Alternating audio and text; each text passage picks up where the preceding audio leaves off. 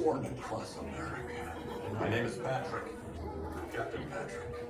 I'd like to welcome you to this special semi-quincentennial flight. We'll begin boarding in a few minutes, but first, there's a handsome young devil who'd like to acquaint you with some important safety information. When the doors to your flight open, and store all carry-on items in the under seat compartment. This includes cell phones, wallets, hats, of course, Probably the same. these little units.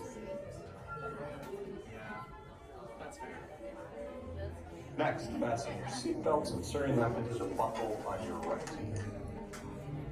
If smaller aviators don't measure up to the height indicator on the seat, just put the belt through the loop in the center strap before buckling. And now you're here. Forever. Ever. Nice work, pal. Soon you will be airborne. So if you or your little aviators have a fear of flying or of heights, you might want to wait for your party at the arrival gate.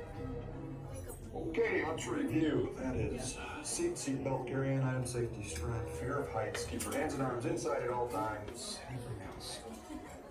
Oh, yeah. Have a nice flight. Alright, we're gonna start with drill. Soarin to tower. We are ready for takeoff.